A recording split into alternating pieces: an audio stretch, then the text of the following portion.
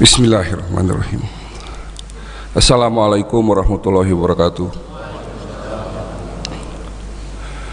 Puji syukur kita panjatkan kehadirat Allah Subhanahu wa taala atas nikmat yang dilimpahkan kepada kita semua, baik nikmat Islam, nikmat iman, dan juga nikmat kesehatan. Salam serta salawat selalu tercurah kepada Nabi besar Muhammad SAW beserta para keluarga, para sahabat, dan juga semua pengikutnya, yang mudah-mudahan kita termasuk yang mendapatkan syafaat oleh beliau nanti di yaumil akhir. Terima kasih kepada Bapak Ketua DKM Masjid, segenap pengurus, kepada Bapak Ustadz yang telah memberikan tausiah siraman rohani, dan juga para jemaah, bapak-bapak, ibu-ibu pada sholat subuh yang dimulakan Allah Subhanahu wa taala. Perkenalkan, kami dari Rumah Sehat Holistik Indonesia yang alamat kami ada di Jalan Tole Iskandar, Ruko nomor 2, Pasar Segar, Depok. Saya sendiri di sini diberikan tugas oleh klinik di mana program kita pada pagi hari ini kita namakan manasik kesehatan, di mana manasik kesehatan ada dua tujuan. Tujuan pertama adalah memberikan edukasi pendidikan kesehatan dalam rangka mencegah terhadap penyakit kronis yang dimana menurut laporan dari Kementerian Kesehatan Indonesia, penyakit seperti diabetes, hipertensi, penyakit jantung koroner, stroke, bahkan penyakit kanker dari tahun ke tahun angkanya terus bertambah. Jadi perlu adanya upaya pencegahan yang tentunya pencegahan ini harus dilandasi dengan ilmu, yang mudah-mudahan kegiatan kita pada pagi hari ini menjadi ilmu yang bermanfaat. Lalu tujuan yang kedua adalah memperkenalkan konsep pengobatan holistik dengan basis pengobatan Islam. Tema yang akan kita angkat hari ini judulnya adalah kenapa penyakit kronis sulit untuk disembuhkan. Jadi insya Allah nanti 30 menit ke depan kita sama-sama akan belajar mengapa penyakit seperti diabetes, penyakit jantung, stroke adalah penyakit yang dalam dunia kedokteran medis adalah penyakit yang sulit disembuhkan.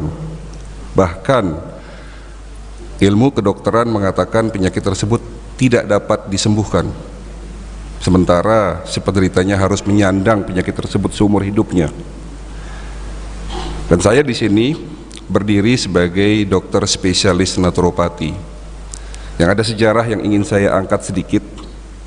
Saya lulusan Fakultas Kedokteran Universitas Islam Sultan Agung Semarang, Unisula Semarang.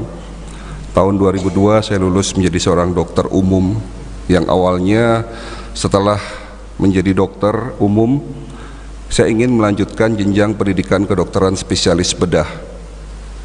Jadi cita-cita dari kecil ingin menjadi dokter bedah. Tapi ternyata jalan hidup berubah, niat berubah. Ada satu alasan yang membuat akhirnya saya tidak lanjut menjadi dokter spesialis bedah, di mana alasan ini ada sebuah pertanyaan ya, yang pertanyaan ini ditujukan kepada saya oleh seorang ustadz. Pertanyaan yang berkaitan dengan hukum halal dan haram dalam konsep pengobatan Islam, di mana pertanyaan tersebut tidak bisa saya jawab pada tahun itu.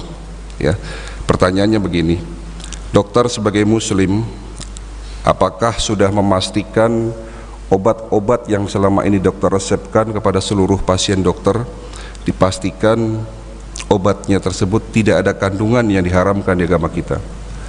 Terus terang Bapak Ibu sekalian, pada tahun itu saya sendiri belum melihat ya, apakah obat-obat yang ada di rumah sakit maupun di apotik itu semua sudah mendapatkan sertifikasi halal oleh Majelis Ulama Indonesia, yang memang ini menjadi masalah pada tahun itu. Bahkan kemarin tanggal 3 Maret Unisula pun mengadakan satu seminar yang berkaitan dengan kehalalan obat di Indonesia. Nah, ini sangat menarik ya. Saya bertanya kepada banyak ulama, memang dikatakan bahwa jika kita sebagai muslim meminum obat dan ternyata obat-obat tersebut ada kandungan yang diharamkan, dan itu menjadi satu-satunya dan tidak ada alternatif obat lain, artinya menjadi satu-satunya obat yang dapat menyembuhkan penyakit kita dan tidak ada alternatif lainnya, hukumnya tidak apa-apa. Tetapi jika masih banyak alternatif obat yang dapat menyembuhkan penyakit kita, ya jelas hukum Islam mengatakan dengan tegas, halal ya tetap halal, haram ya pasti haram. Ya. Inilah yang membuat akhirnya saya menjadi ragu-ragu apakah saya akan terus melanjutkan pendidikan kedokteran spesialis bedah. Tahun 2004 saya memutuskan hijrah, Bapak Ibu sekalian. Ya, hijrah dalam hal ini bukan pindah kota, tapi hijrah meninggalkan keraguan. Saya berangkat ke Malaysia untuk mendalami pengobatan tibum nabawi, pengobatan tradisional medicine, tepatnya di Institut Al-Wahidah Malaysia. Lalu saya melanjutkan jenjang pendidikan kedokteran tradisional Chinese medicine di kota Beijing dan kota Ankuo di Cina. Inilah seorang dokter yang mendalami pengobatan tradisional. Dalam ilmu kedokteran disebut sebagai dokter spesialis naturopati. Ya. Bukan berarti saya meninggalkan ilmu kedokteran yang saya dapatkan di bangku kuliah, tidak. Tetapi saya menggabungkan kedua ilmu tersebut, ilmu pengobatan tradisional dan ilmu pengobatan medis konvensional, itu digabungkan dengan istilah yang kita sebut sebagai holistic integrated medicine.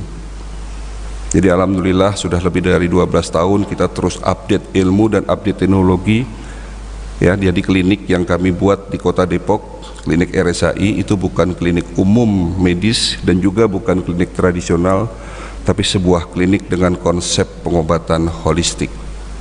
Nah, ini sedikit bercerita sejarah ya, dimana kenapa saya memutuskan untuk mengambil jurusan pendidikan kedokteran spesialis naturopati, dan alhamdulillah ya lebih dari 10 tahun untuk mengobati dan mencegah penyakit kronis. Pengalaman kami berbicara ternyata lebih cocok dengan konsep pengobatan holistik. Pengobatan holistik bukan menggantikan pengobatan medis, tetapi pengobatan holistik adalah melengkapi pengobatan yang ada. Jadi sekali lagi ini adalah sejarah ya, di mana pengobatan holistik alhamdulillah hari ini berkembang pesat di Indonesia dan sudah lebih dari 500, walaupun memang masih sangat sedikit dokter-dokter yang mengambil jurusan pendidikan kedokteran tersebut. Ya, kami masuk dalam di bawah IDI dan Perhimpunan Dokter Herbal Medik Indonesia dan Ikatan Dokter Komplementer Indonesia. Tema yang akan kita angkat hari ini tadi sudah saya sampaikan, judulnya adalah kenapa penyakit kronis sulit disembuhkan. Ya, jadi banyak yang tanya kepada saya, dok, kenapa penyakit diabetes saya tidak sembuh-sembuh? Ya, harus minum obat seumur hidup. Ya, kenapa penyakit asam urat, hipertensi juga begitu? Ya, ya pastinya di sini mungkin di antara kita bapak-bapak, ibu-ibu ada yang mengidap penyakit diabetes. Ada ya? Ada 3 jawaban Bapak Ibu sekalian, kenapa penyakit tersebut sulit disembuhkan. Ya, jawaban pertama karena gaya hidup kita yang keliru. Jadi bicara penyakit kronis itu selalu berhubungan dengan lifestyle atau gaya hidup kita yang salah. Ya, sesungguhnya kita sebagai muslim sudah dicontohkan oleh Nabi kita Muhammad SAW adalah termasuk manusia, salah satu manusia yang paling sehat di muka bumi. Bukan begitu Pak Ustadz? Ya. Menurut sejarah yang saya baca, sakitnya beliau ini seumur hidupnya baru 2 kali. Ya, yang pertama di saat beliau perang, ya ini sejarah ya. Jadi di saat Nabi sedang beristirahat di salah satu tenda dengan para sahabatnya, tiba-tiba ada seorang ibu-ibu wanita dari kaum Quraisy menyamar dan memberikan sepotong daging. Ya, mungkin kita pernah dengar cerita itu ya. Dan ternyata daging tersebut sudah diberikan racun. Ya, pada saat itu Nabi sempat makan dan sempat sakit keras beberapa hari. Bahkan ada sahabatnya pun yang sampai meninggal akibat dahsyatnya kekuatan racun tersebut. Nah, itu cerita Sakitnya Nabi yang pertama. Lalu sakitnya Nabi yang kedua di saat beliau mau wafat, Bapak Ibu sekalian. Beliau sehat tidak diberikan secara gratis. Beliau sehat karena banyak ikhtiar yang beliau lakukan. Ya. Ada satu buku yang menarik yang perlu menjadi bacaan Bapak-bapak, Ibu-ibu sekalian. Judulnya adalah Sehat ala Rasulullah. Ya. Di situ banyak diceritakan bahwa ikhtiar yang beliau lakukan dalam rangka menjaga kesehatan itu banyak sekali. Kita sering mendengar Rasulullah makan di saat lapar, berhenti makan sebelum kenyang.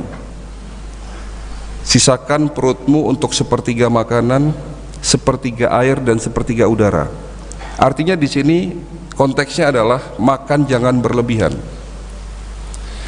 Dalam sejarah pun mengatakan bahwa Nabi kita jarang sekali makan malam, Bapak Ibu sekalian. Ya, dan ternyata hasil riset dalam ilmu kesehatan pun membenarkan apa yang dikerjakan oleh Nabi, di mana seseorang yang punya kebiasaan makan kurang dari 4 jam sebelum tidur malam akan terjadi gangguan metabolisme tubuh, meningkatnya racun di dalam sistem pencernaan dan sistem peredaran darah. Itu akan meningkat 4 kali lipat. Ya, jadi di sini makan malam itu lebih banyak mudorotnya daripada manfaatnya. Ya. Bapak Ibu sekalian, Indonesia termasuk penderita prostat tertinggi di Asia Tenggara, di mana bapak-bapak yang sudah usia di atas 60 tahun hampir 40% terkena penyakit hiperplasia prostat. Ya, jadi pembengkakan prostat. Dan Bapak Ibu tahu apa salah satu penyebab dari penyakit prostat? Ada yang tahu? Salah satu penyebab dari penyakit prostat adalah kebiasaan kencing secara berdiri. Sementara Nabi kita pun sudah mencontohkan ya. Kalau tidak salah kencingnya beliau ini, maaf ya, itu jongkok ya Pak Ustadz ya.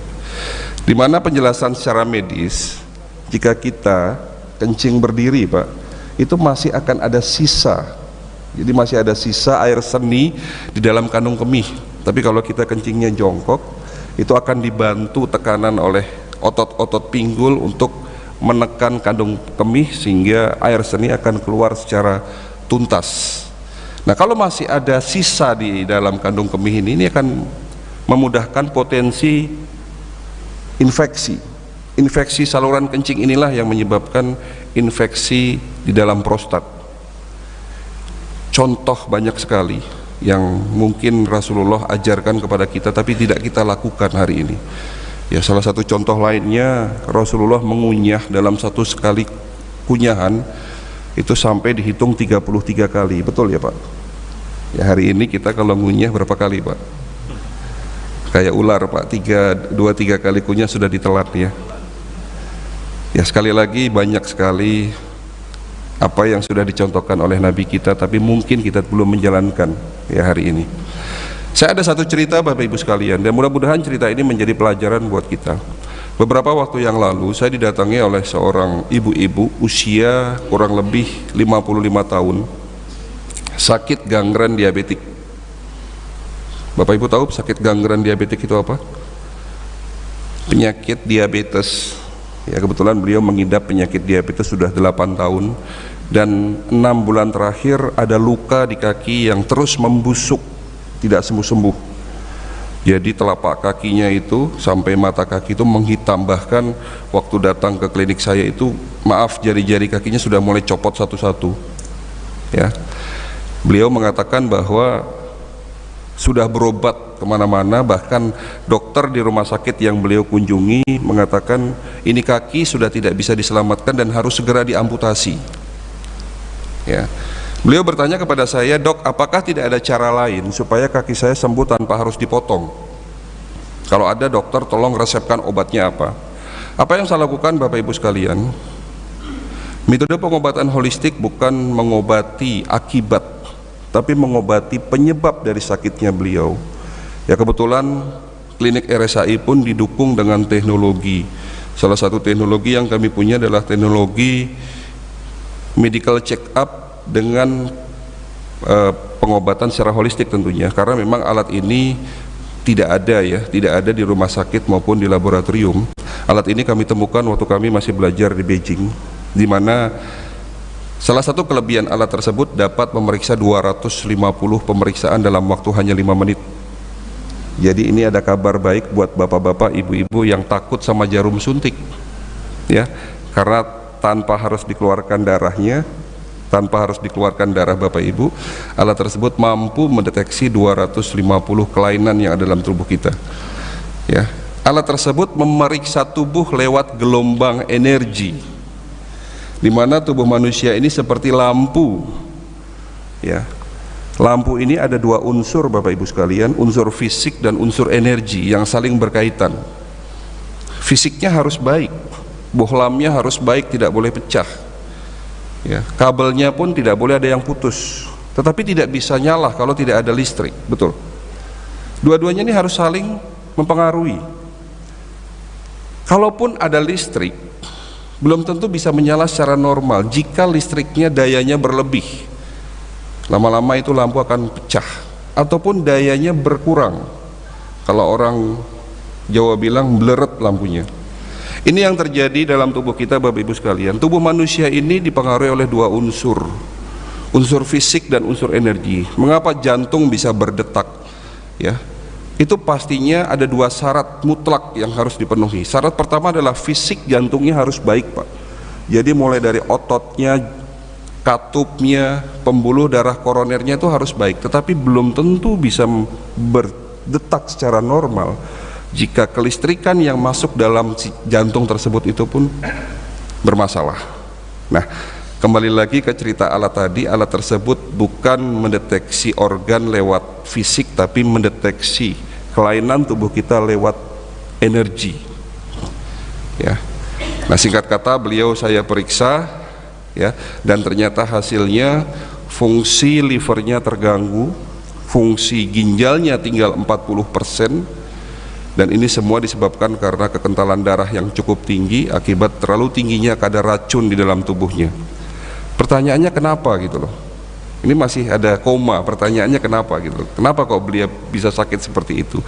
Dan ternyata ini ada hubungannya dengan lifestyle atau gaya hidup yang beliau lakukan sejak kecil, dan ternyata gaya hidupnya salah pak ya. Beliau tidak suka minum air putih bapak ibu sekalian ya. Ini salah satu gaya hidup yang membuat akhirnya tubuhnya dari tahun ke tahun itu penuh dengan racun. Tubuh manusia ibarat baju yang harus bapak cuci, harus ibu cuci setiap hari ya, dimana kita beraktivitas setiap hari dari pagi sampai malam menghasilkan zat sisa, menghasilkan sisa pembakaran akibat aktivitas. Setiap hari kita makan menghasilkan sampah dalam tubuh kita, dan sampah ini harus dibilas dengan air tentunya. Bayangkan kalau setiap hari yang bapak minum adalah air berwarna atau kurang, atau air putihnya kurang dari 2 liter sehari. Ini yang terjadi, menumpuknya racun sedikit demi sedikit yang menyebabkan kerusakan berbagai macam organ dalam tubuh kita. Jadi pesan yang ingin saya sampaikan di sini adalah jika kita sakit bapak ibu sekalian, jangan buru-buru minum obat. Terus terang, setelah saya mendalami pengobatan holistik, bukan berarti saya melarang bapak ibu minum amlodipin kalau yang kena hipertensi ya pak. Bukan berarti saya melarang bapak minum metformin bagi yang kena diabetes, tidak. Tetapi itu semua tidak akan berhasil pengobatannya jika kita tidak mau merubah gaya hidup kita yang salah ya. Jadi sekali lagi pesannya seperti itu. Lalu jawaban kedua, kenapa penyakit kronis sulit disembuhkan? Karena pengobatan yang keliru bapak ibu sekalian. Saya katakan pengobatan bukan salah, tapi pengobatan yang tidak tepat. Tadi juga saya sudah sampaikan bahwa selama ini kita berobat, kita minum obat ya, fokusnya adalah ke akibat, bukan ke penyebab ya. Untuk menjelaskan poin 2 ini, saya ingin bercerita ada 3 kasus pasien. Pasien pertama, tolong perhatikan, seorang ibu-ibu ya, ini ibu-ibu lagi, usia 58 tahun dengan keluhan, dok sudah 8 bulan pinggang saya sakit. Nah tolong perhatikan keluhannya, dokter sudah 8 bulan pinggang saya sakit dan sudah minum obat selama 8 bulan tidak sembuh-sembuh, Dok.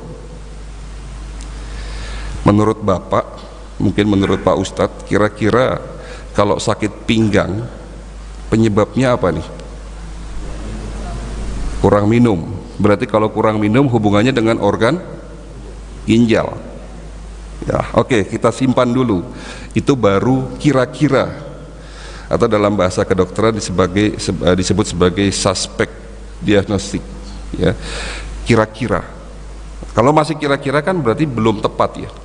Lalu kira-kira lain apa, Pak? Selain tadi disampaikan bahwa kalau nyeri pinggang gangguan ginjal, lalu kira-kira yang lain apa penyebabnya? Ada yang tahu? Kalau sakit pinggang kira-kira hubungannya dengan organ apa selain ginjal? Tulang belakang. Oke.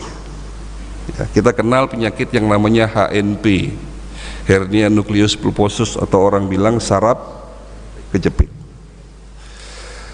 Bapak Ibu sekalian, saya sebagai dokter tentunya tidak langsung beri obat, ya. Kembali lagi, konsep pengobatan holistik bukan mengobati akibat, tapi mencari penyebab. Kenapa kok beliau sakit pinggang? Ternyata beliau sudah diperiksa, ya. Memang ada beberapa pemeriksaan yang sudah beliau lakukan, dan salah satu pemeriksaan yang beliau lakukan adalah foto ronsen tulang belakang. Dan ternyata Bapak Ibu hasilnya tahu apa? Hasil yang saya lihat dari pemeriksaan foto ronsen tulang belakang tidak didapatkan adanya kerusakan di tulang belakang, tidak ditemukan adanya saraf kejepit. Jadi suspek diagnostik dari HNP kita coret, ya. Lalu kita lihat lagi tadi ginjal, pun dia membawa hasil laboratorium, ternyata fungsi ginjalnya pun normal. USG menyatakan ini normal. Artinya di sini seorang dokter yang menangani beliau sebelumnya belum menemukan apa penyebab sakit beliau, dan sudah 8 bulan beliau minum obat yang sifatnya hanya sebagai pereda nyeri. Apa yang saya lakukan? Sekali lagi sebagai dokter tentunya saya harus mencari tahu, dan kebetulan klinik Rumah Sehat Holistik Indonesia yang ada di Depok ini kami lengkapi dengan teknologi. Kalau teknologi yang pertama itu adalah teknologi yang kami import, kami datangkan dari China, ya, sekitar 10 tahun yang lalu. Nama teknologinya adalah Human Resonance Magnetic Analyzer. Tapi teknologi kedua ini, yang alat kedua yang kami punya adalah alat yang cukup baru dalam ilmu kedokteran, di mana alat ini mirip seperti MRI yang ada di rumah sakit. Cuman teknologinya berbeda, pemeriksaan organ tubuh lewat gelombang otak. Jadi jangan dibayangkan kalau datang ke klinik saya, insya Allah kalau ada waktu, ya, nanti pemeriksaan di sana alatnya tidak seperti di rumah sakit, tidak menakutkan yang harus Bapak masuk ke dalam lorong, itu bukan seperti itu. Alatnya kecil seperti USG, hanya ada alat yang kita pasangkan ke kepala, karena memang itu alat ini menangkap gelombang NLS namanya, non-linear system, dari telinga. Dan kelebihan dari alat tersebut dapat mendeteksi seluruh kelainan organ dari kepala sampai ujung kaki, Pak, dalam bentuk gambar full color 3 dimensi. Jadi jangan kaget, di dalam layar monitor, di depan layar monitor nanti akan terlihat jantung Bapak dari atas, bawah, samping, dalam, itu kelihatan semua 3 dimensi. Nah, kita punya alat tersebut, dan alat ini sekarang sudah mulai ada di beberapa rumah sakit, ya, alhamdulillah. Nah, kita pakai alat tersebut untuk mencari, menegakkan diagnostik, dan ternyata hasilnya tidak ditemukan kelainan di ginjal, tidak ada penyakit yang namanya HNP. Alhamdulillah penyakitnya ketemu di rahim, Bu. Ternyata 8 bulan, kenapa beliau sakit pinggang? Ada kista ovarium sebesar bola tenis yang sudah meradang. Jadi diagnostik tepatnya adalah kista ovarium yang sudah infeksi, menyebabkan nyeri pinggang. Apa yang saya lakukan, Bapak Ibu sekalian? Ya, saya tidak langsung memberikan tindakan operasi, tidak. Ya, tapi kita coba dulu dengan konsep pengobatan holistik, dan alhamdulillah, ya, 1 bulan beliau minum obat herbal dari kami. Dan Bapak Ibu tahu ada satu resep tradisional yang beliau juga minum di rumah, Ini yang sudah saya catatkan ke beliau. Daun sirsat dicampur dengan kayu manis dan kunyit putih temu mangga. Alhamdulillah sebulan datang lagi, balik ke klinik, dok, pinggang saya sudah tidak sakit, teruskan sampai 3 bulan. Setelah 3 bulan nanti kita cek ulang, dan alhamdulillah apa yang terjadi setelah 3 bulan beliau cek ulang, kistanya pun sudah hilang, dan sampai hari ini saya tidak lagi melihat beliau dan sakit pinggang ya. Itu cerita pertama. Cerita kedua datang dari bapak-bapak usia 62 tahun. Nah, giliran bapak-bapak nih. Keluhannya tolong perhatikan, dok, 1 bulan perut saya tidak nyaman, sering sebah, sering kembung, dan ada nyeri di ulu hati. Kira-kira sakit apa, Pak? Sebah, nyeri di ulu hati, kira-kira sakit apa? Sakit mah, atau yang tren sekarang ini disebut sebagai GERD ya. Kalau sakit mah, minum obatnya apa, Pak? Proma. Ya enggak salah, Pak, benar itu, enggak salah itu. Kalau enggak proma, apalagi? Milanta. Kalau dokter di puskesmas kasihnya ranitidin, simeticon, dan lain-lain lah obat-obat mah. Pertanyaannya, kalau itu sakit mah, kalau bukan, Pak? Ini yang terjadi sama beliau, 1 bulan minum obat mah tapi ternyata tidak sembuh-sembuh. Kami lakukan pemeriksaan, yang kita periksa bukan hanya lambung, tapi sekali lagi dari kepala sampai ujung kaki kita lakukan pemeriksaan, dan Bapak Ibu tahu hasilnya apa diagnosisnya? Diagnostiknya ditemukan adanya batu empedu, Pak. Jadi bukan sakit mah, tapi sakitnya batu empedu. Yang diobati lambung atau empedunya, Pak? Ya, empedunya. Alhamdulillah setelah saya memberikan obat ya, memang ada 3 jenis obat yang saya berikan, lalu juga ada PR yang beliau harus kerjakan di rumah, Pak. Nanti sampai rumah cari apel hijau, di jus sebanyak 5 buah sehari, dicampur 2 sendok makan minyak zaitun sebelum tidur. Enggak butuh waktu lama, Pak, 2 minggu alhamdulillah batu empedunya keluar sedikit demi sedikit lewat pup, mualnya, nyerinya pun berangsur-angsur hilang. Itu cerita kedua. Cerita terakhir, ibu-ibu lagi nih, masih muda, usia 30 tahun. Bapak Ibu tahu keluhannya, dok, sakitnya tuh di sini katanya. Saya pikir sakit hati itu ya. Oh enggak, dok, kebetulan saya sudah divonis sakit jantung. Mana hasil diagnosis, hasil pemeriksaannya? Ternyata beliau diperiksa dengan metode elektrokardiogram. Di situ dinyatakan, saya lihat memang ada sedikit kelainan denyut jantung. Kata beliau, setiap malam mau tidur sering sakit dadanya.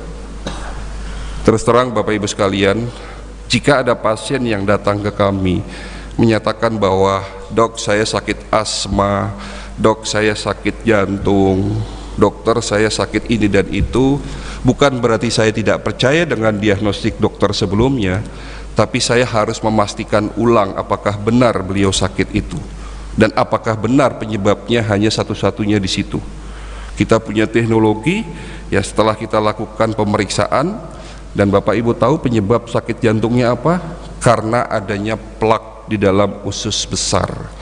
Jadi ususnya ini penuh dengan sisa makanan atau sisa tinja yang mengering yang menghasilkan gas. Penyakitnya namanya divertikula.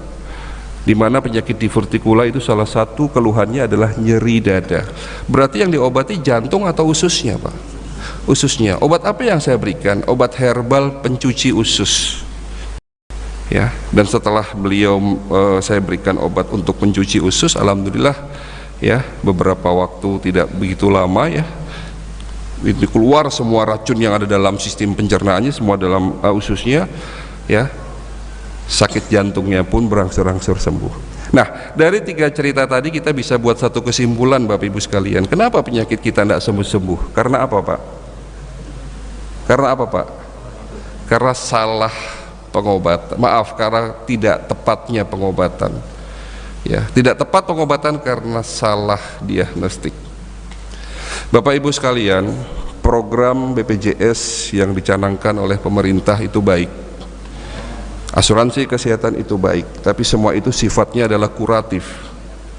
Dan dulu waktu saya masih praktek di salah satu klinik dan rumah sakit di Semarang, Kalau saya praktek dari jam 7 sampai dengan jam 2 di UGD, itu menangani pasien 60 sehari itu sudah lelah, Pak.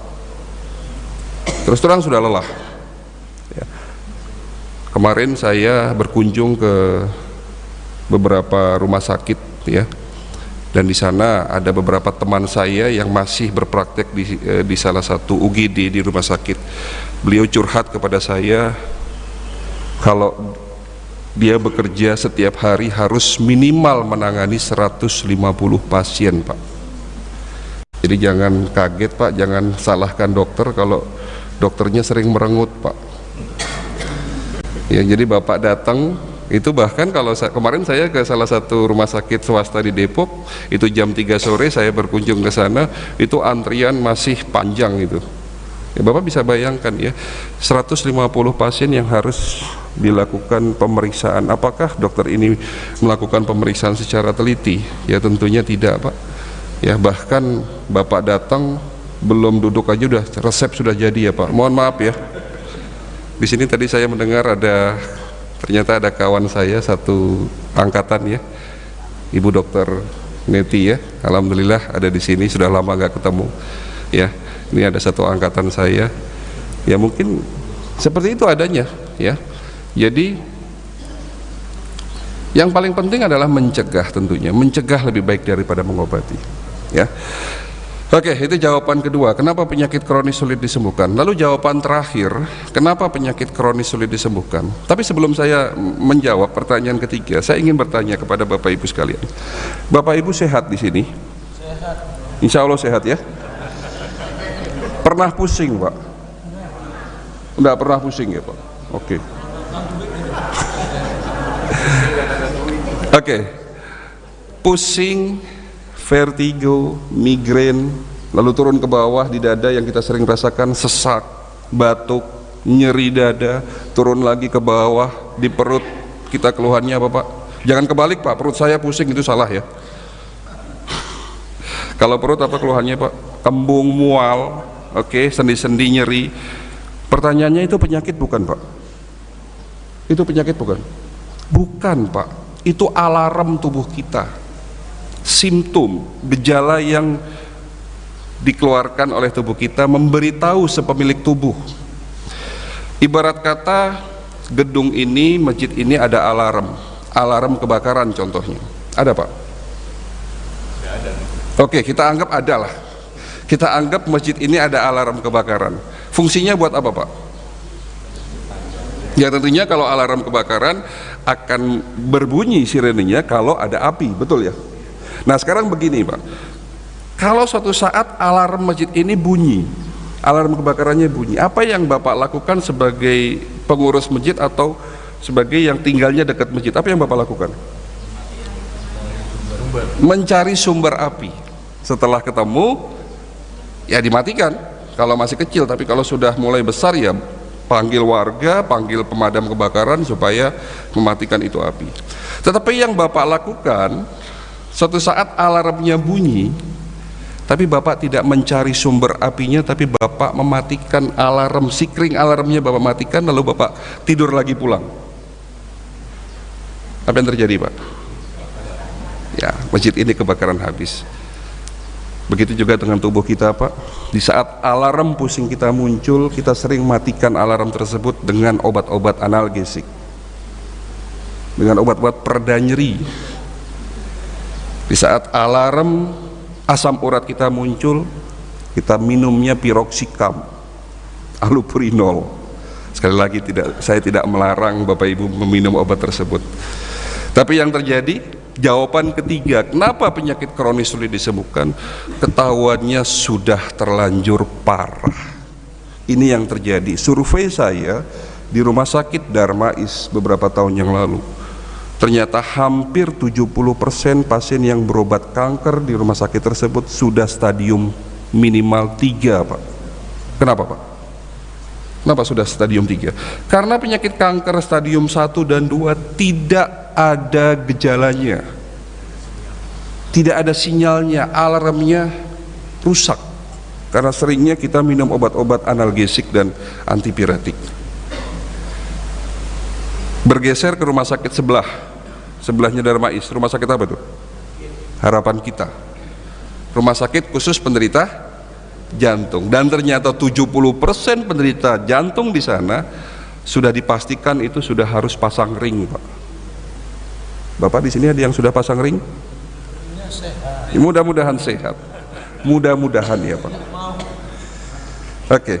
Saya ada satu cerita dan ini menjadi pesan terakhir ya, di mana 1 bulan sebelum Ramadan tahun 2018 saya mengisi manasik kesehatan seperti ini di salah satu majelis taklim ibu-ibu ya di Kelapa II Depok. Yang hadir cukup ramai seperti ini, lebih dari 100 orang.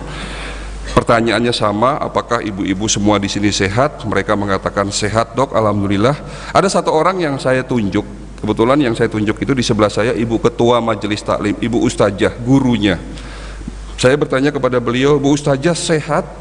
Beliau mantap, tanpa ada keraguan mengatakan, insya Allah saya sehat, Dok. Tanpa ada keraguan.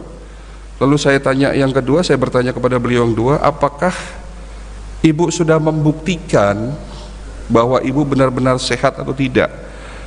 Ya, apa buktinya kalau ibu sehat? Beliau mengatakan, saya sehat karena saya jarang sakit, Dok.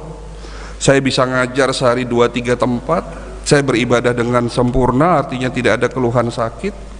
Oke, apakah ibu sudah check up? Saya tanya begitu. Jawaban beliau, belum, Dok. Kenapa saya harus check up lawang saya sehat, kata beliau. Ini masuk akal ya. Kenapa saya harus check up lawang saya sehat? Oke. Penting, Bu, untuk check up. Ya, kenapa belum? Apa kira-kira jawaban kedua? Selain dia mengatakan saya tidak check up karena saya merasa sehat. Kira-kira alasan kedua beliau tidak check up kenapa, Pak? Ada yang tahu? Nah, itu jawabannya.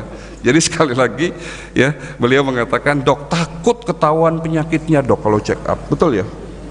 Ya, ini yang terjadi.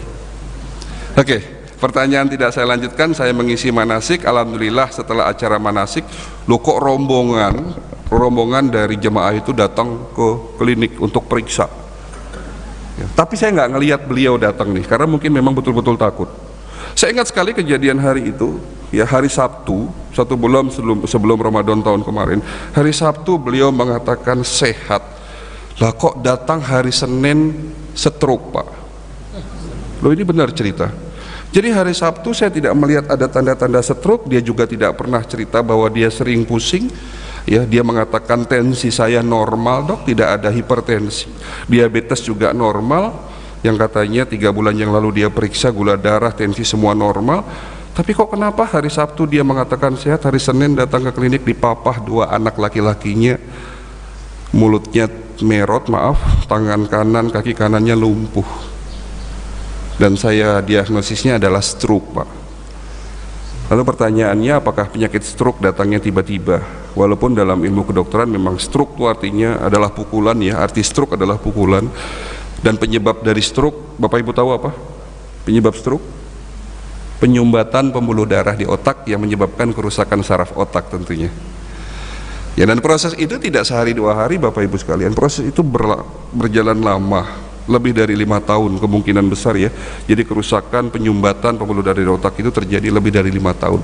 Artinya di sini waktu hari Sabtu saya tanya kepada beliau, seharusnya kalau sudah di check up, diperiksa pada saat itu mungkin sudah nampak ya, sudah kelihatan adanya penyumbatan dan terjadinya kerusakan. Ya, inilah yang terjadi di masyarakat kita jika belum sakit, belum mau periksa. Ya, padahal sejak 30 tahun yang lalu Badan Kesehatan Dunia sudah mencanangkan pemeriksaan kesehatan sejak usia 15 tahun, 1 tahun sekali. Oke, sebelum saya tutup, nanti di akhir acara 10 menit lagi selesai insya Allah, ada 6 langkah praktis, 6 langkah bagaimana mencegah lebih baik daripada mengobati dengan metode holistik, dengan apa yang sudah diajarkan oleh Nabi kita. Tapi sebelumnya saya membuka sesi tanya jawab ya, maksimal berapa orang, Pak, maksimalnya pertanyaannya? 2 orang ya. Monggo silahkan kalau ada yang mau bertanya mengenai materi kita hari ini yang judulnya tadi sudah kita sebutkan, kenapa penyakit kronis sulit disembuhkan. Ada 3 jawaban: gaya hidup kita yang keliru, pengobatan yang keliru, dan karena ketahuannya sudah terlanjur parah. Monggo silahkan kalau ada yang kurang jelas. Dipersilahkan. Ya, silahkan Pak.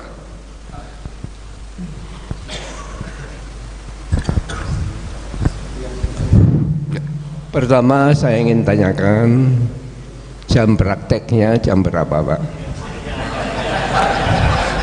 Ini pertanyaan to the point namanya. Enggak apa-apa. Yang kedua saya ingin menanyakan biayanya berapa? Nah itu lagi pertanyaan to the point. Biaya apa ini Pak?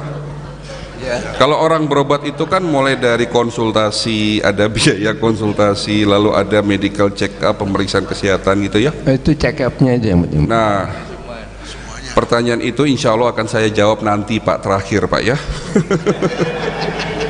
Insya Allah nanti akan saya jawab. Mungkin ada pertanyaan lain dulu. Ya silakan dari sini ya. Ditunggu dulu ya Pak. Assalamualaikum warahmatullahi wabarakatuh. Waalaikumsalam warahmatullahi Terima kasih Dok. Saya di vonis dokter suruh minum obat amlodipin 5 mili. 5 mili. Karena sehari tiap hari. Berapa kali? Satu kali. Satu kali, oke. Tapi kan saya kalau periksa terus tiap minggu di puskesmas yang gratis kan. Itu enggak gratis Pak, bayar. BPJS kan juga bayar Pak. Itu saya pokoknya harus minum gitu. Iya. Biarpun itu darah saya tekanan darah tidak sampai ke 160 atau berapa gitu. Kenapa harus minum obat tapi terus harus gitu minum obat terus. Kata dokter tadi. Apakah itu benar? Terus kedua, kemarin periksa darah, ternyata setelah makan itu naik melebihi, makanya kan bukan kambing makanya yang kan naik puasa apanya? Dulu puasa kan diperiksa itu pun naik sedikit. Apa yang naik Pak? Tensinya atau? Ya, tensinya. Tensi. Bukan darah, gula darahnya. Oh gula darah. Periksa gula darah maaf. Itu naik 10. Ya. Terus yang setelah makan nasi padang itu. Rupanya setelah itu diperiksa lagi darahnya naik sekitar 50. Oke. Nah itu saya dikasih obat lagi, itu sehari 1 kali dulu gitu. Ya obatnya apa? Metformin Pak? Iya ya. Gitu. Terima kasih Dok. Pertanyaannya apa Pak? Pertanyaannya apa mengenai iya, tadi? Pertanyaannya apakah itu bisa disembuhkan tanpa obat-obat gitu? Iya. Atau saya harus ke dokter? Iya. Oke, terima kasih Pak atas pertanyaannya. Saya langsung jawab ya Pak. Satu lagi ya? Oh gitu ya. Kalau ada yang mau tanya satu lagi, dari ibu-ibu mungkin. Assalamualaikum warahmatullahi wabarakatuh. Waalaikumsalam warahmatullahi wabarakatuh. Saya divonis dokter sakit ginjal hipertensi. Sakit? Kurang lebih 6 tahun ginjal hipertensi. Iya, hipertensi renal namanya. Jadi saya sudah 6 tahun makan obat itu terus menerus sebanyak 6 macam sampai sekarang. Tiap bulan dikontrol terus dan sekali 3 bulan saya periksa darah. Iya. Pertanyaannya Pak? Obatnya ya, obatnya itu ada adalat oros, ya, obat remiplir. Nah pertanyaannya, apakah dengan cara holistik tadi bisa disembuhkan? Ya. Tidak tergantung obat lagi. Terima kasih. Wassalamualaikum warahmatullahi wabarakatuh. Waalaikumsalam warahmatullahi wabarakatuh.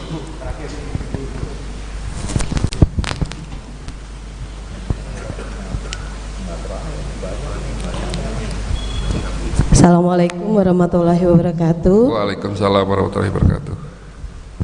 Pada tahun 2012 saya terkena diabetes dan komplikasinya Dok yaitu jantung. Awal-awal saya pakai herbal. Kebetulan adik saya juga herbalis. Memang pengobatannya agak lambat ya Dok, tapi hasilnya memang bagus. Lalu pada tahun 2013 itu jantung saya mengalami sesak yang hebat. Akhirnya saya ke rumah sakit. Dan akhirnya saya pakai obat dari rumah sakit, insulin, terus bisoprolol, metformin dan lain-lainnya. Nah, bagaimana dok kalau obat herbal dan obat dokter itu saya kombinasikan pada saat ini gitu? Terima kasih. Ya, silakan. Terima kasih atas pertanyaan Bapak Ibu sekalian. Waktu saya masih menjadi seorang dokter umum, dalam ilmu kedokteran dikatakan bahwa penyakit degeneratif seperti diabetes, hipertensi, sakit asam urat, jantung koroner itu adalah penyakit yang tidak dapat diobati dan tidak dapat disembuhkan. Tapi ternyata teori itu menurut saya keliru setelah saya mendalami pengobatan tibum nabawi. Sementara Rasulullah SAW sendiri bersabda, likuli dain dawaun, setiap penyakit pasti ada obatnya. Pengobatan bukan hanya berdasarkan fisik, tapi pengobatan holistik meliputi 4 tahap pengobatan. 3 tahap pengobatan: fisik, emosional atau psikologi, dan spiritual. Jadi ternyata orang sakit itu bukan hanya fisik yang sakit, tapi juga dari sisi emosi, psikologi, dan spiritualnya. Ya. Jadi sekali lagi pengobatan holistik bukan hanya mengobati fisik. Kalau kita bicara fisik, itu pun dalam ilmu kedokteran holistik dibagi 2 fisik. Fisik yang terlihat dan fisik yang tidak terlihat. Apa yang dimaksud dengan fisik yang tidak terlihat? Ya seperti lampu. Ada fisik yang terlihat, ada fisik yang tidak terlihat. Yang tidak terlihat di sini adalah listrik.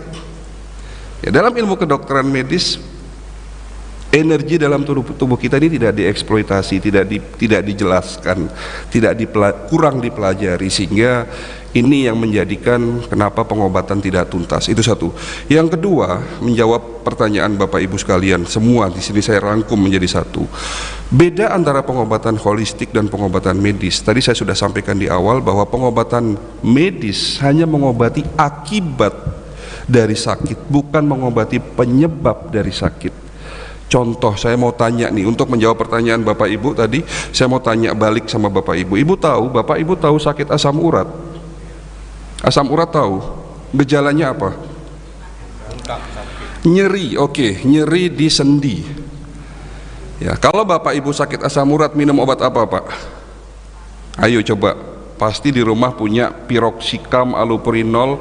Kalau piroxicam yang lebih tinggi lagi dengan patennya namanya biasanya Ziloric namanya, ya Ziloric. Kenapa nggak sembuh-sembuh, itu loh pertanyaannya. Kenapa harus minum obat seumur hidup? Karena piroxicam itu hanya untuk menghilangkan nyeri, tadi saya sudah sampaikan. Mematikan alarm tubuh kita. Allopurinol hanya untuk menurunkan asam urat. Pertanyaan yang harus kita tanyakan, apa penyebab penyakit asam urat, Pak? Pak, yang tahu jawabannya, Bu, yang tahu jawabannya, kecuali dokter Neti pasti tahu ya jawabannya ya. Yang tahu jawabannya saya kasih hadiah. Hadiahnya general check up gratis di klinik. Yang benar.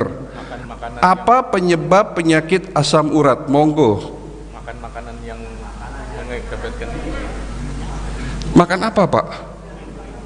Contohnya makan apa yang menyebabkan asam urat? Kangkung. Jadi nggak boleh makan kangkung ya, Pak? Kata beliau katanya sayur, berarti Bapak mau melarang anak-anak Bapak nggak boleh makan sayur, nanti kena asam urat gitu. Karena nanti kalau makan sayur, makan kangkung, makan daun singkong bisa kena asam urat gitu. Apa penyebab penyakit asam urat? Bukan makanan, Pak. Kalau makanan penyebab dari asam urat, Bapak makan kangkung, Bapak kena asam urat, saya makan kangkung, saya kena asam urat, semua makan kangkung, semuanya kena asam urat gitu. Kalau Bapak mengatakan emping, di soto Betawi ada emping, Pak. Saya paling hobi makan soto Betawi, tapi saya nggak pernah sakit asam urat, Pak. Seminggu sekali saya pasti makan soto Betawi. Ya. Bukan emping, bukan makanan. Ada yang tahu, Bu? Kurang olahraga, Pak. Oh iya, olahraga. Bayi nggak pernah olahraga loh, Pak. Nggak kena asam urat, Pak. Salah, Pak. Ada yang tahu di sini? Ibu-ibu mungkin tahu. Karena kalau benar saya kasih hadiah general check up gratis loh, Pak, Bu. Ada yang tahu? Oke, saya jawab ya. Penyebab penyakit asam urat adalah terganggunya fungsi organ ginjal, Bapak Ibu sekalian. Dimana kita tahu bahwa fungsi ginjal adalah sebagai filter. Kenapa harus difilter? Apa yang harus difilter? Darah kita. Kenapa darah kita perlu difilter? Karena darah tempatnya racun, sisa metabolisme. Makanya Islam makan sapi, daging sapi itu halal, darah sapi haram. Islam itu benar, semua dapat dijelaskan secara ilmiah. Kenapa kita nggak boleh makan darah? Karena darah tempatnya racun. Maka oleh karena itu darah yang mengalir dalam tubuh kita harus difilter, di mana sisa dari metabolisme dari protein namanya purin, ya, sisa metabolisme dari protein yang namanya purin itu akan menjadikan asam urat. Jadi kalau ginjal kita normal, Pak, itu tidak akan kena asam urat walaupun Bapak makan emping tiap hari, Bapak makan daun singkong, Bapak makan daging, itu tidak akan kena asam urat. Tapi kalau Bapak divonis asam urat, yang laki-laki di atas 7, yang perempuan di atas 6, sudah dipastikan ginjalnya terganggu. Lah di sini kita cari tahu lagi apa penyebab kerusakan ginjal, apakah infeksi, apakah ada batu, apakah ada kelainan di situ. Inilah butuhnya teknologi. Pengobatan holistik bukan mengobati akibat, tapi penyebab dari itu. Yang kita obati bukan nyerinya, tapi yang kita obati penyebab. Menjawab pertanyaan Bapak seharusnya, ya, menjawab pertanyaan Bapak, kenapa dok saya sakit diabetes nggak sembuh-sembuh, kemarin ada sakit apa lagi tadi ibu, ya, komplikasi sana sini nggak sembuh-sembuh, kenapa harus minum obat? Pengobatan holistik tidak instan Bapak Ibu sekalian. Pengobatan holistik dimulai dari mencari tahu apa penyebab sakitnya, apakah ini ke fisik, apakah lebih psikologi, atau masalah spiritual. Kalau bicara fisik, pengobatannya pun dibagi 3, ya. Pengobatan fisik pertama detox. Apa yang perlu dibersihkan? Mulai dari usus, darah, dan organ. 3 organ penting yang harus didetox adalah liver, ginjal, ya, liver, ginjal, dan apa satu lagi? Darah tentunya, ya. Lalu setelah program detox selama 1-2 bulan berjalan, masuk ke program Diven. Yang kita sebut Diven adalah meningkatkan imunitas. Baru yang terakhir adalah program Restore, melakukan perbaikan sampai dengan tingkatan sel. Proses degenerasi kita hentikan, kita balik menjadi proses yang namanya regenerasi sel. Kenapa disebut penyakit degenerasi? Karena penyakit yang disebabkan kerusakan sel-sel organ. Jadi terakhir program holistik adalah restore, melakukan proses regenerasi sel, dan itu bukan berarti secara instan, tidak, butuh waktu. Terakhir pertanyaan dari Ibu, apakah boleh kombinasi antara obat kimia dan obat herbal?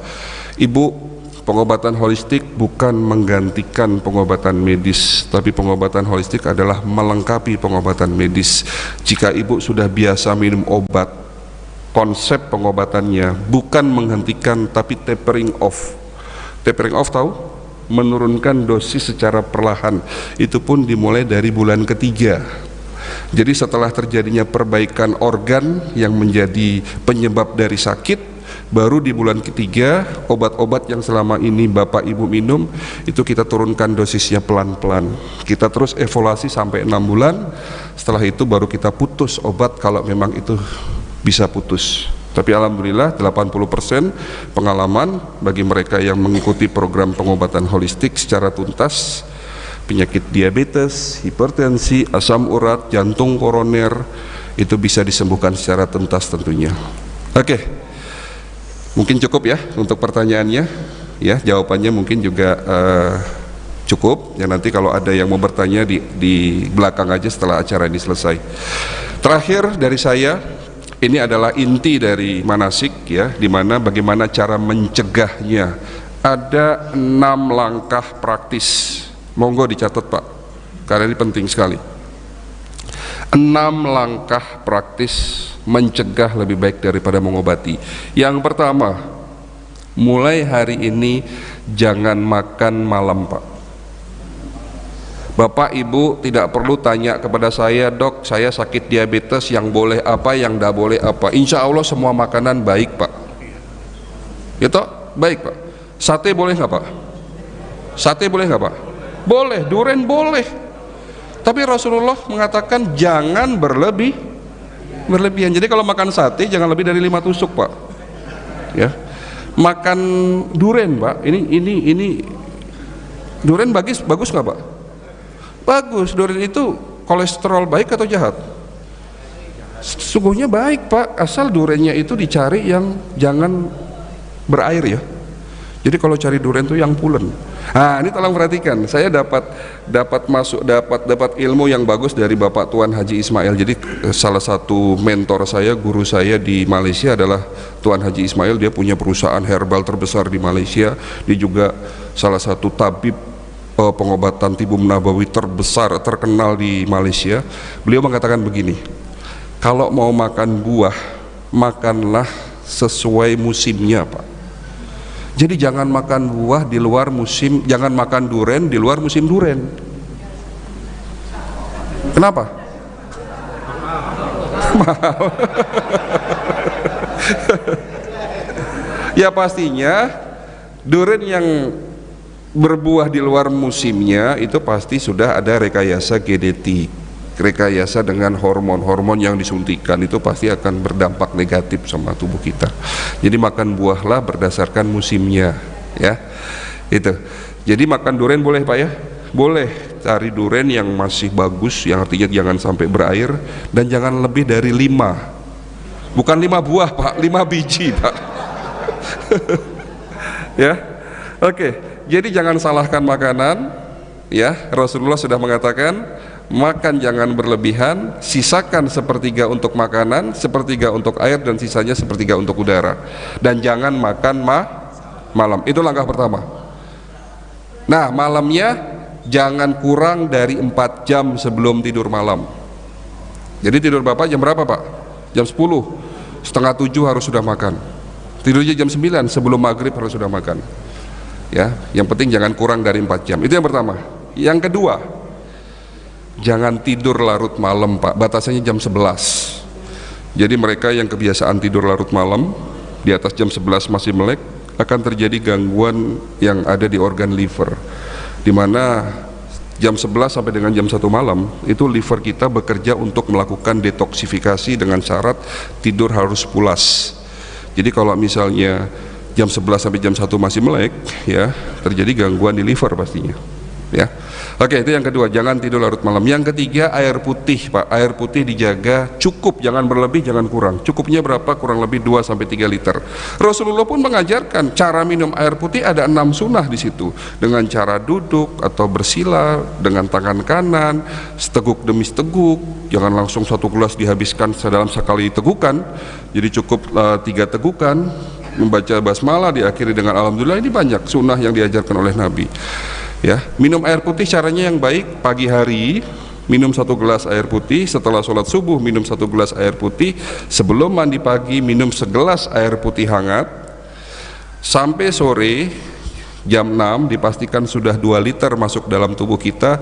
Malam jangan terlalu banyak minum Pak, ini syaratnya. Kalau Bapak mau tidur minum 2 gelas yang tujuannya mungkin untuk supaya ginjalnya sehat, bukannya ginjalnya sehat malah jadi rusak Pak kalau terlalu banyak minum malam hari ya.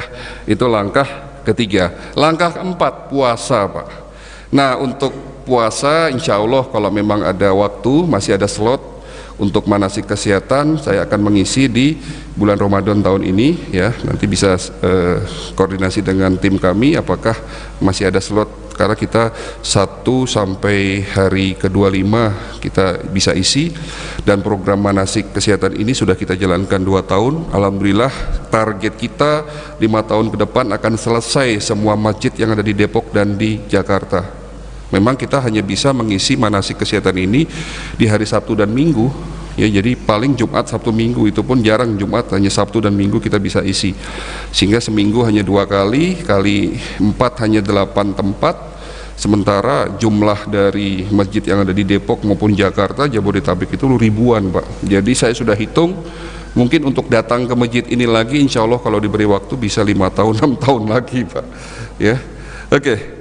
Jadi nanti kalau di bulan Ramadan kita punya program lain, bukan manasik kesehatan seperti ini, dengan tema yang berbeda tentunya, temanya tema puasa ya. Oke, itu yang keempat, masalah puasa. Yang kelima, ini penting ya. Sebelum saya menjawab yang kelima, saya ingin sedikit menyampaikan sabda Rasulullah. Pesan Rasulullah begini, Rasulullah mengatakan, di dalam tubuhmu ada segumpal daging Dan jika segumpal daging itu rusak, rusaklah seluruh tubuhmu. Dan jika segumpal daging itu sehat, akan sehatlah seluruh tubuhmu.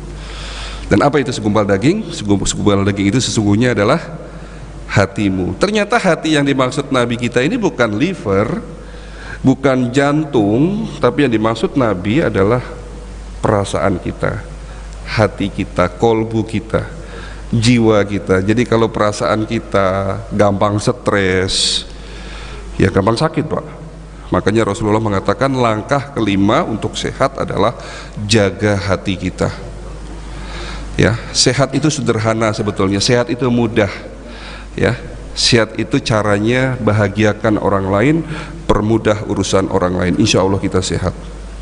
Ya, itu langkah 1 dan kelima, sifatnya individual, Pak. Artinya Bapak bisa lakukan sendiri di rumah tanpa bantuan orang lain.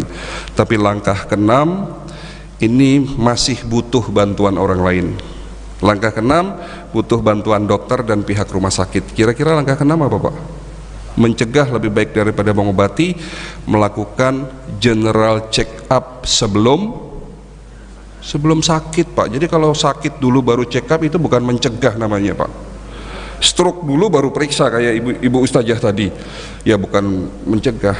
Nah, sementara ya mencegah dengan cara medical check up memang tidak mudah karena di situ banyak kendala. Kendalanya apa kira-kira, Pak? 1, kendala check up-nya apa? Tadi takut ketahuan penyakitnya, Pak. Tapi insya Allah setelah acara manasik ini selesai, menjadi pertimbangan Bapak untuk check up ya, Pak. Jangan takut lagi karena penting sekali untuk check up. Kendala kedua apa, Pak? Biaya. Nah, kira-kira biaya general check up piro, Pak? Ini sekalian menjawab pertanyaan beliau loh. General check up di rumah sakit loh, bukan di klinik saya. General check up di rumah sakit. Kalau saya lihat rumah sakit yang paling komplit di Indonesia, di Jakarta, itu dengan teknologi yang paling baru, itu Siloam, Pak. Rumah sakit Siloam. Itu berapa? General check up sampai dengan MRI seluruh organ. MRI seluruh organ loh, bukan hanya jantung atau otak saja, tapi seluruh organ di scanning. Kira-kira berapa biayanya? Ya, kemarin ada pasien saya scanning seluruh organ di salah satu rumah sakit swasta di Indonesia, itu biayanya 30 juta, Pak. Jadi Bapak Ibu sekalian, mumpung hari Minggu, silahkan ke rumah sakit untuk general check up, biayanya 30 juta. Kira-kira ada yang mau berangkat enggak, Pak? Mungkin kalau warga di sini ada yang bisa berangkat, tapi kalau masyarakat secara umum belum tentu. Kalau saya pun punya uang 30 juta, saya mending daftarin umroh, Pak. Gitu ya, Pak. Ya. Nah, pertanyaannya, kalau ada general check up komplit tapi dengan teknologi yang berbeda, kira-kira mau enggak, Pak? Biayanya terjangkau, Pak. Ini menjawab pertanyaan beliau. Boleh saya jawab, Pak Ustadz? Boleh, Pak? Menjawab pertanyaan beliau tadi, berapa dok piro dok biaya general check up di klinik kami? Gitu ya, boleh ya? Oke. General check up di rumah sakit biayanya 30 juta. Apa yang didapatkan? Pemeriksaan darah, foto ronsen, ya, sampai dengan scanning. Itu total kurang lebih 30 juta. Itu pun katanya sudah diskon. Di klinik kami ada 2 alat. Alat pertama tujuannya untuk memeriksa fungsi organ lewat gelombang energi. Yang dideteksi 250 pemeriksaan, 20 lembar nanti di print, Pak. Bentuknya angka, mulai dari fungsi otak, fungsi jantung, paru dan sebagainya, ya, sampai dengan mengetahui kadar racun di dalam tubuh kita. Insya Allah bisa terdeteksi. Lalu alat kedua, ini alat penemuan dari Rusia. Alat ini saya datangkan kurang lebih 5 tahun yang lalu. Nama alatnya 3D NLS Bioscanner. Hasilnya berupa gambar organ full color 3 dimensi. Apa yang dilihat dari alat tersebut? Seluruh organ tanpa terkecuali, kecuali kuku dan rambut nggak bisa kedeteksi. Jadi kalau Bapak mau lihat kondisi jantungnya, dari katupnya, pembuluh darahnya, semua kedeteksi di situ, termasuk semua organ sampai dengan tingkatan sel. Kurang lebih 18 organ dalam tubuh kita akan diperiksa. Kalau di rumah sakit biayanya 30 juta, di klinik kami biayanya hanya 2 juta rupiah, Pak. Insya Allah terjangkau ya. Tapi masih ada kabar baik, Pak, ternyata 2 juta itu untuk pasien umum, Pak. Di mana klinik kami ada 2 pasien, pasien umum dan pasien khusus. Kalau Bapak mau jadi pasien umum, itu biayanya 2 juta. Tidak ada syarat, tapi kalau Bapak Ibu mau jadi pasien khusus, bersyarat dan biayanya hanya 700.000, Pak. Kok enggak ada yang alhamdulillah ya? Dari 2 juta menjadi 700.000 ya. Syaratnya menjadi pasien khusus. Lah monggo mau jadi pasien umum boleh, nilainya 2 juta, mau jadi pasien khusus biayanya 700.000. Ini tidak ada yang dikurangi loh, Pak. Jadi mentang-mentang 700.000 nanti banyak yang dikurangi, enggak loh, Pak. Jadi semua sama nilainya seperti yang 2 juta, dan 2 juta ini sama nilainya seperti yang 30 juta. Ya, Pak. Nah, monggo silahkan, mau jadi pasien umum boleh, mau jadi pasien khusus boleh. Cuman masalahnya menjadi pasien khusus ini bersyarat. Syaratnya apa? Ada 2, Pak, syaratnya. Syarat pertama menjadi pasien khusus, yang boleh menjadi pasien khusus. Kenapa kata-katanya boleh? Karena ini harus, maaf ya, bahasanya subsidi silang antara umum dan khusus. Yang boleh menjadi pasien khusus hanya mereka yang hadir di masjid ini saja. Ya, jadi yang boleh menjadi pasien khusus sekali lagi hanya mereka yang mendaftar nanti setelah acara ini selesai. Nanti silahkan daftar sama staf saya yang ada seragamnya, mendaftar menjadi pasien khusus, baru calon loh, Pak. Karena ini daftarnya nggak pakai syarat, hanya daftar tok. Silahkan daftar menjadi pasien khusus, tidak ada transaksi di masjid. Ya, oke, itu syarat pertama.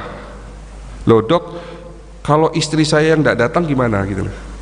Anak, istri, keluarga saya yang tidak hadir di sini gimana? Kalau Bapak sudah jadi pasien khusus, kartu member Bapak bisa pinjamkan ke keluarga Bapak yang tidak datang hari ini, mereka pun otomatis jadi pasien khusus. Tapi mohon jangan dipinjamkan ke tetangga, Pak. Yang nggak datang itu jangan dipinjemin, karena memang program ini khusus yang mereka mengikuti kegiatan manasik saja. Ya. Jadi inilah bentuk silaturahim ya, Pak. Oke. Itu ya syarat pertama. Syarat kedua masih ada, Pak. Bu, syarat kedua masih ada. Syarat kedua, waktu pemeriksaan kan harus diperiksa, Pak. Untuk jadi pasien khusus ini harus diperiksa dulu. Waktu pemeriksaan yang menentukan kami, bukan Bapak. Dan kapan pemeriksaannya? Mumpung hari ini masih libur, hari ini tanggal merah, hari Minggu, kita tunggu hari ini sampai dengan jam 3 sore.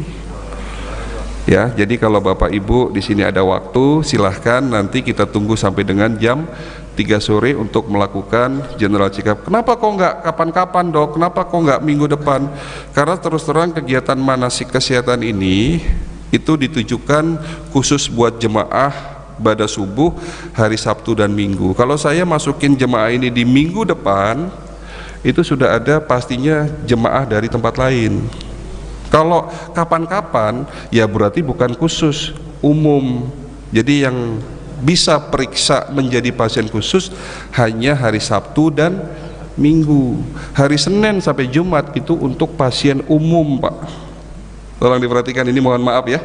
Ini programnya sudah 2 tahun sudah berjalan. Jadi kalau Bapak mau jadi pasien khusus, hari ini luangkan waktu sampai dengan jam 3 sore, datang ke klinik, dilakukan pemeriksaan, nanti ada konsultasi dengan saya.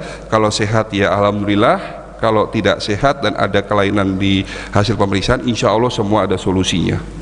Ya, ada pertanyaan? Waktu pemeriksaan, ini pertanyaan bagus. Waktu pemeriksaan paling lama satu orang itu 15 menit, cepat sekali alat ini. Ya, yang lama bukan pemeriksaannya, Pak Ustadz. Yang lama itu konsultasinya. Karena kadang-kadang ada pasien yang konsultasinya itu bisa setengah jam sendiri. Ya, artinya kalau konsultasinya lama itu berarti banyak yang harus dibicarakan di situ, karena banyak memang masalah. Mungkin misalnya kalau konsultasinya cepat, hanya 5 menit selesai konsultasi. Oh, itu kabar baik berarti.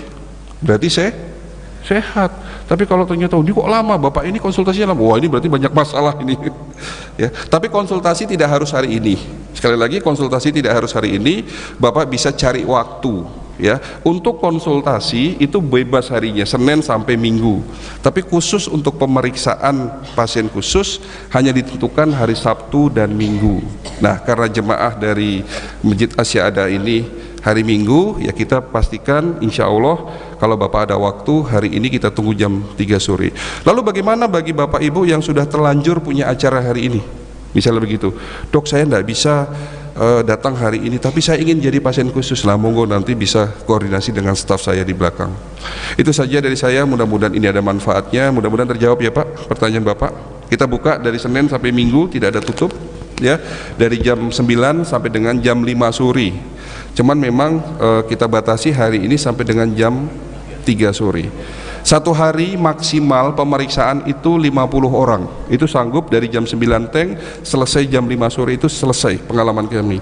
Tapi tanpa konsultasi, hanya pemeriksaan. Tapi kalau Bapak mau konsultasi hari ini boleh, tapi kalau tidak bisa di hari lain. Nah, nanti untuk konsultasi berikutnya bisa koordinasi dengan staf saya di klinik. Oke, sekali lagi terima kasih. Oh ya, mohon maaf, ada satu pesan lagi bagi Bapak yang hari ini periksa. Ada 2 syarat untuk pemeriksaan. Yang pertama, jangan minum obat dulu di saat 1 jam sebelum periksa. Jadi 1 jam sebelum periksa jangan minum obat dulu, termasuk suntik insulin bagi yang sudah insulin ya. Tapi kalau sekarang minum obat boleh karena sudah masih jam 7 ya. Kita nanti pemeriksaan dimulai jam 9. Lalu syarat kedua, tolong lepaskan semua logam dari tubuh Bapak Ibu. Jadi ibu-ibu yang punya perhiasan, cincin, kalung, gelang, Bapak yang punya cincin maupun jam tangan, semua dilepas, masuk ruangan pemeriksaan tanpa ada logam. Nggak boleh ada logam. Ya kalau ring jantung ya nggak mungkin dilepas Pak, itu boleh Pak. Pen misalnya nggak bisa dilepas ya, itu nggak apa. Yang dilepas itu yang nempel aja. Ya. Oke, itu saja dari saya. Mudah-mudahan ini ada manfaatnya buat kita semua. Mohon maaf kalau penyampaian kami ada yang tidak baik. Ya, akhirul kalam, wabillahi taufiq wal hidayah. Wassalamualaikum warahmatullahi wabarakatuh. Sebentar Ustaz, dokter.